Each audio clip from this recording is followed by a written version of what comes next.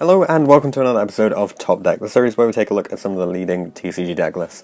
This time we have Leon's list from the UK Open 3 and also from the LLDS Stage 2, which was the day after, and he was playing the Invoked Mech Knight strategy with the brilliant engine included. So as always, we're going to run through the list and the siding strategy. We're going to cover the rounds for both of these events and then get his comments on the deck. So the list has triple Alistair, triple Ash Blossom, double Droll, very small hand trap lineup of just 5 here. Double blue, 1 indigo and triple purple, 1 Trick Clown, 1 Garnet, 3 copies of Brilliant Fusion, 2 Call by the Grave, 3 Instant Fusion, 3 Invocation, 3 Magical Meltdown, 2 Desires in here, 1 Hornet Drones, no engages or anything, 2 Terraforming, 2 Twin Twisters, this is pretty interesting, so expecting the sort of UK typical format of back row heavy decks, and triple impermanence. So I guess, yeah, 8 hand traps in here then. But obviously the impermanence not allowing you to make Macabre in such the same way. But then he does have the Brilliant Fusions to sort of edge that out a bit. For the extra deck, Seraphinite, Kaliga, Magellanica, double Macabre, 1 Purgatory, 1 Raging, 1 Thousand Oaths of Strix, no Millennium Eyes in here, 1 Alistair the Invoker of Madness, Borrelsword, Decode, Cerberus, Phoenix, Unicorn, and 1 Kagari. Not bothering with the other Sky Striker targets in here. If you're interested in checking out the combos, there'll be a link in the description which will take you to his own deck profile on the Disciples channel. And it features a pretty interesting combo that uses Kaliga, so well worth watching that as well. For the side deck, 2 Pancratops, the 3rd copy of Droll, 1 Kaiju in the form of the Kumongous here, and then a Red Moon to just get extra popping ability. Triple Book of Eclipse, you have to be able to beat the Thunder Dragons of course, 1 Twin Twisters, triple Red Reboot, and triple Strike. So that is it for the list itself. Let's move on to the siding strategy next then. So first off we're going to look at Danger Darkwood FTK. So he's putting in the strikes, the 2 Eclipse and 1 Droll and Lockbird. You basically have to stun them out of the first turn and then kill them in preferably the second turn or just use up their resources afterwards. Taking out obviously the back row removal and a couple of Mech Knights because you don't need them going first so much. And then for going second, keeping that 3rd Droll in the main and just throwing a Pancratops in because the Twisters do absolutely nothing, so you have to be able to take them out. For against Thunder Dragons, he's putting in the strikes and the 2 Books of Eclipse when he's going first. You can still stop them from doing a lot of their plays by just flipping stuff face down, and then obviously taking out some Mech Knights. The Drolls don't really do anything in this matchup, and obviously the Twisters don't do anything either. For going second then, you do need 3 copies of Eclipse to put all of those Colossuses face down. Pancratops is a nice just extra material to be able to play with, and Red Moon, again, it's another way to sort of try and pop one of those bigger monsters. And the Kaiju, of course, you know, that allows you to just get rid of it immediately. Obviously the similar stuff coming out when going second, the Eclipse is probably the more interesting one coming out, because you just put the Red Moon in as a replacement basically. For against Sky Strikers, once again strikes coming in when going first, Droll because it's a deck that draws a lot, and actually the 3rd Twister's coming in as well because if you can stop them from setting up then you basically win from there. Taking out the impermanences is probably the most interesting thing here, I think. Just because it's not super useful if they have something like a Widow Anchor, and you're unlikely to be stopping too much with an impermanence in this matchup. So again, when going second, you're taking those out. The Kaiju is a good way to deal with the Floating of Ray. Twisters for dealing with the extra back row, and Droll stays in because it's Droll against Strikers and they add a lot. So against Altergeist, there's a lot of options in terms of back row removal here because it's, what, 6 cards for back row removal plus the Pancratops at 8, I guess, when you're going against Altergeist. I think this is the same siding strategy going first and second here. So the reboots, the Pancratops and Twisters all coming in. Droll does nothing here again. Instant Fusion is not super important in this matchup, and you can always take out the impermanences since they're just going to protect their Altergeist with the Protocol anyway. Finally for Trickstar Sky Striker, still a fairly popular deck. Putting in the reboots actually to deal with that reincarnation. You just don't want to lose all of your Alistairs or all of your invocations and then lose the game from there. Pancratops also actually going in when you're going first is pretty interesting, as well as Twisters and Droll. Actually, I think this is another case here where he's going with the same siding strategy for first and second, taking out Instant Fusion, the Impermanences. They'll just dodge the dodge Impermanence with the Licorice in hand. It tends to be the typical play. Actually, taking out one Terraforming cuts down your consistency a little bit, and the same with the Brilliant Fusion. But then he does have so much removal for the actual problem cards that it shouldn't be a problem. So that is it for the siding strategy. We'll go through the rounds next. We'll start off with the UK Open 3. So round 1, he went up against BA and went 2-0. Round 2 against Crusadia, he went 2-0. Round 3 against Sky Striker, 2-0. Round 4 against Thunder Dragons, 2-1. Round 5 against Altergeist, 1-2. This was against Oliver Newton, previous UK national champion. Probably a pretty tough match, that one. Then round 6 against Spiral, going 2-1 here. Spiral we haven't seen an awful lot of recently. It'd be interesting to see if it recruits back into the meta, depending on how the ban list affects things. Round 7 against Burning Abyss. This was the feature match against Tom Rose. I highly recommend going out and just having a watch of any of these that pop up. So going 1-2 here, unfortunately. But then in round 8, winning out against Sky Striker to go 2-0 and end on a 6-2 record. And then for the following day at the LLDS Stage 2, so 6 rounds of Fist and then a top cut. So round 1 against Danger Dark World FTK, he went 2-0. Round 2 against Altergeist, he went 2-1. Round 3 against Rongo, he went 2-1. I imagine this was a sort of die roll session where one person went first, then the next person comboed, and then the other person comboed, kind of thing. That's typically what you see against sort of Rongo and mostly against FTK decks, but then you do have the hand traps available here to stop the FTK.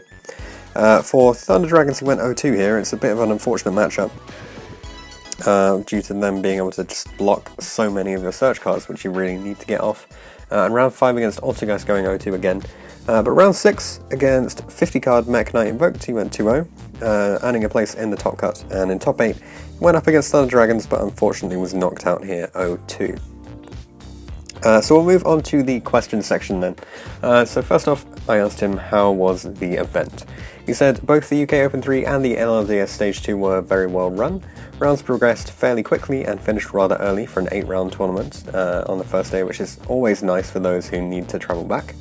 The UK Open had a good representation of Rogue as well as meta, whereas the Stage 2 was much smaller and was all meta, but overall he was pretty much just happy with the variety of matchups that he faced over the weekend, and he says it was very fun overall.